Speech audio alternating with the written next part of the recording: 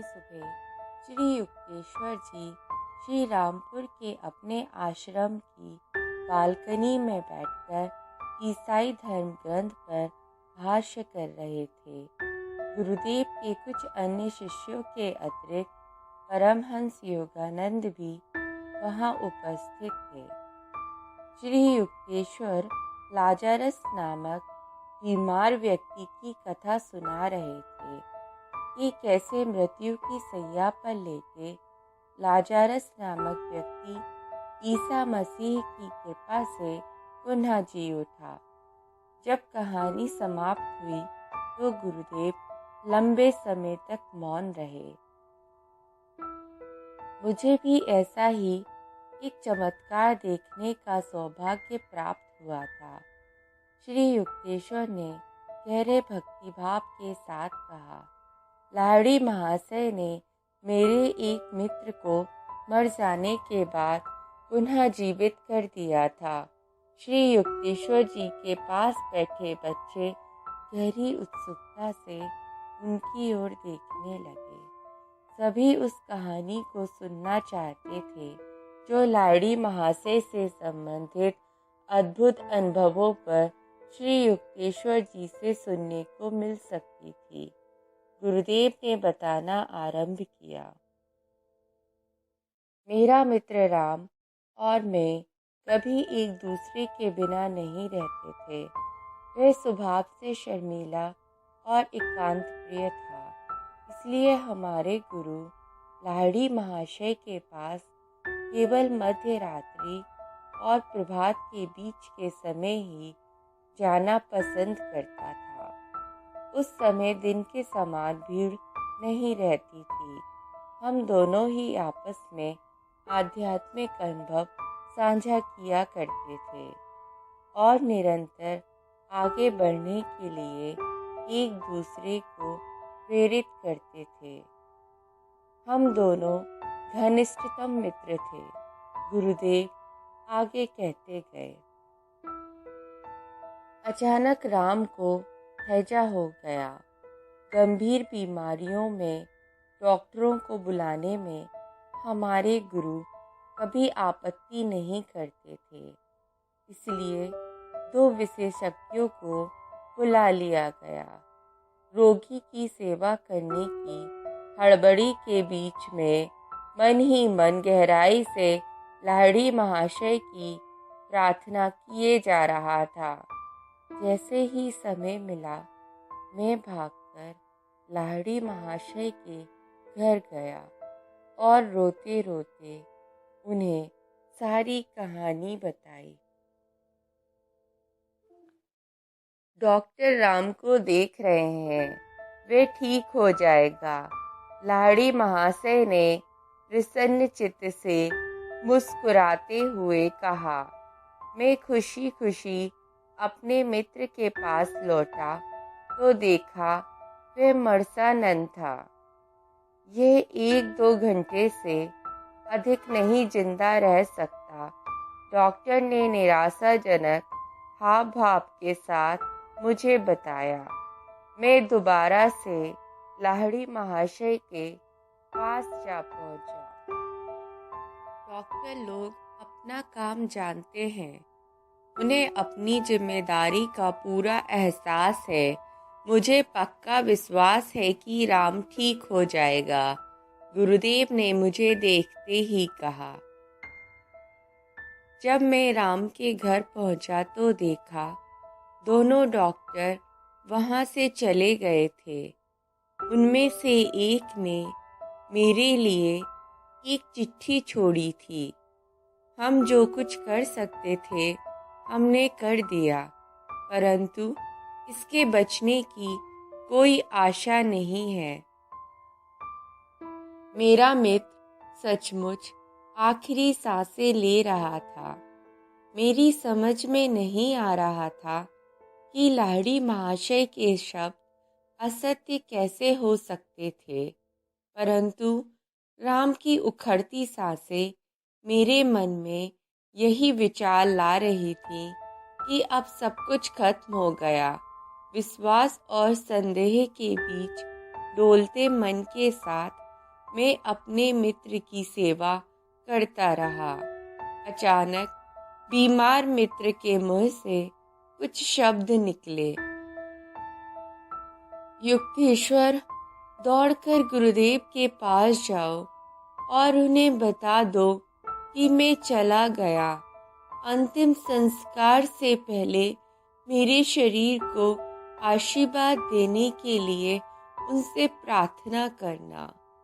इन शब्दों के साथ ही राम ने गहरी सांस ली और अपने प्राण त्याग दिए।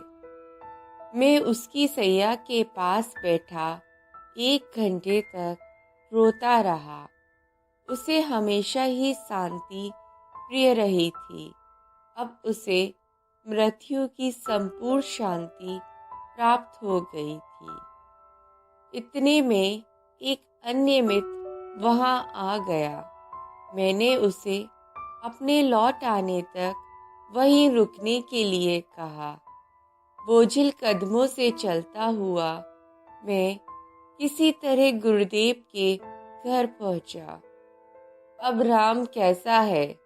लाड़ी महाशय ने मुस्कुराते हुए कहा। आपको जल्द ही पता चल जाएगा वह कैसा है गुरुदेव।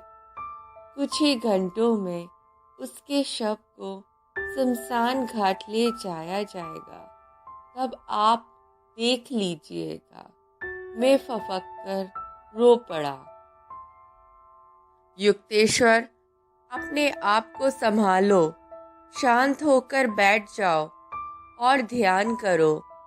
मेरे गुरुदेव लाहिड़ी महाशय समाधि में चले गए। वे दोपहर और पूरी रात अखंड निस्तब्धता की शांति में बीत गई। मैं आंतरिक शांति बनाए रखने का असफल प्रयास करता रहा। भोर के समय लाहिड़ी महाशय ने मुझ पर सांत्वनापूर्ण दृष्टि डाली।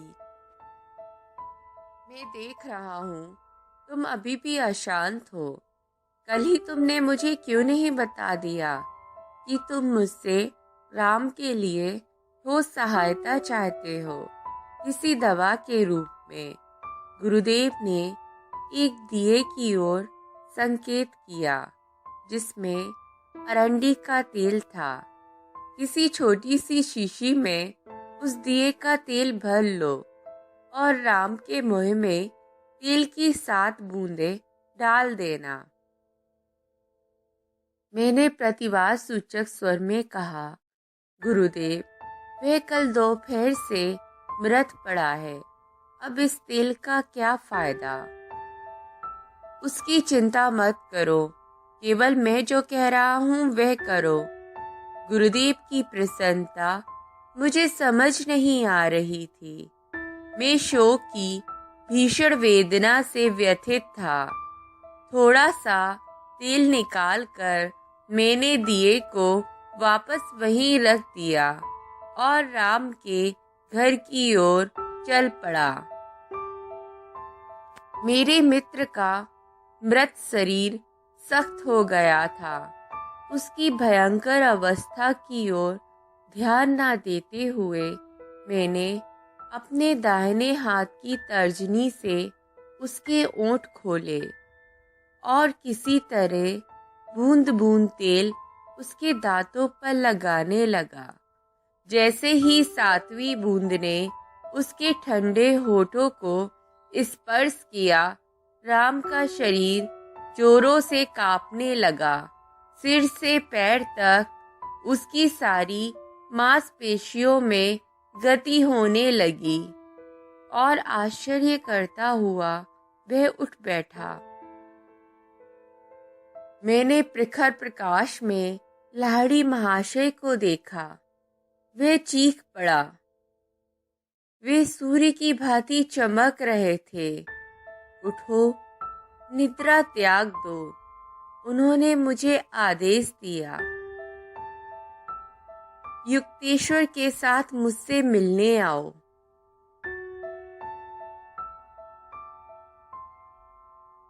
जब मैंने राम को उठकर खुद से कपड़े पहनते देखा और उस मरणांतक बीमारी के बाद भी हमारे गुरु के घर की ओर चलने की शक्ति उसमें आ गई थी। मैं तो अपनी आंखों पर विश्वास नहीं कर पा रहा था। वहां पहुंचकर राम ने लाहिड़ी महाशय को प्रणाम किया। उसकी आंखों से कृतज्ञता के आंसू बह रहे थे। गुरुदेव को अत्यंत आनंद हो रहा था।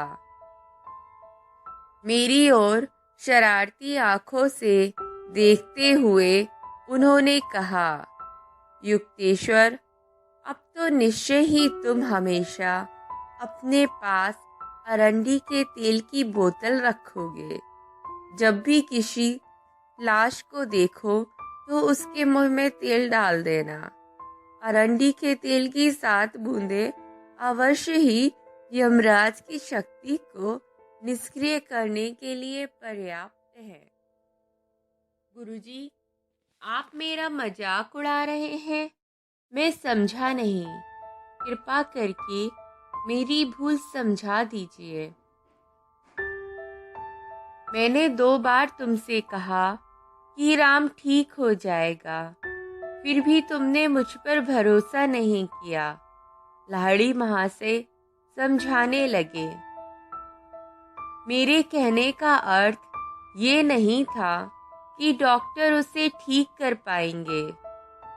मैंने केवल इतना ही कहा था कि वे उसे देख रहे हैं। मैं डॉक्टरों के कार्य में हस्तक्षेप नहीं करना चाहता था।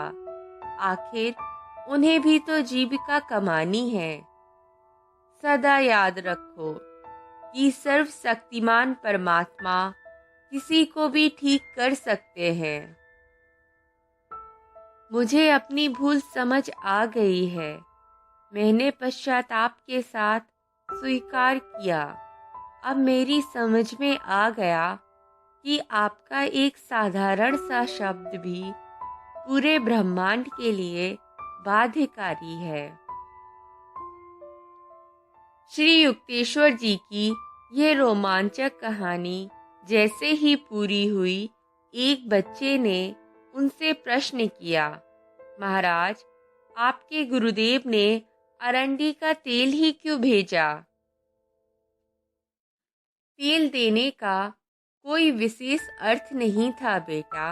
मैंने कोई प्रत्यक्ष वस्तु चाहिए थी, इसलिए लाहिड़ी महाशय ने पास में पड़ा तेल ही दे दिया, जो मुझ में भरोसा बनाए रखने के लिए एक वस्तुगत प्रतीक मात्र था।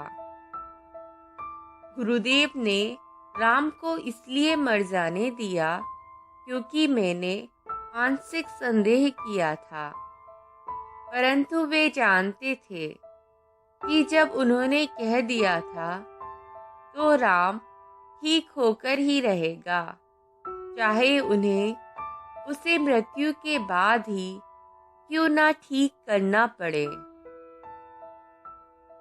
श्री युक्तेश्वर जी ने बच्चों को बाहर भेज दिया और परमहंस योगानंद को पास पड़े कंबल के एक आसन पर बैठने का संकेत किया। असाधारण गंभीरता के साथ उन्होंने कहा, योगानंद, तुम जन्म से ही लाहिड़ी महाशय के शिष्यों से घिरे रहे हो।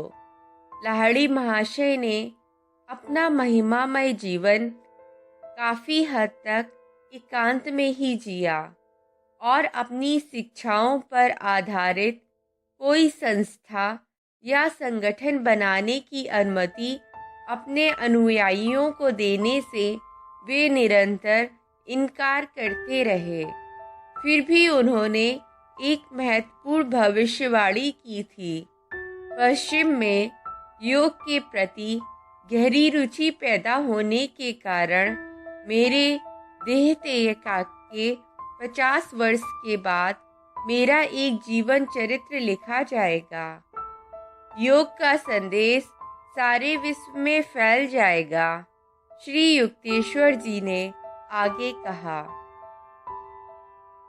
मेरे पुत्र योगानंद, उस संदेश को विश्व में फैलाने और पवित्र जीवन चरित्र लिखने में तुम्हारा महत्वपूर्ण योगदान रहेगा। और ये भविष्यवाणी भी सत्य घटित हुई।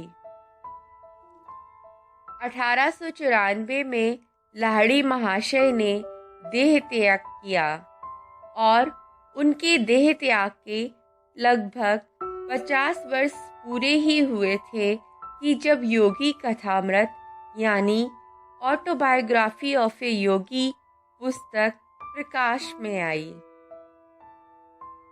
दोस्तों, अगर आपको ये वीडियो पसंद आया हो तो कृपया मेरे चैनल द हिमालयन योगिनी को सब्सक्राइब करें। धन्यवाद।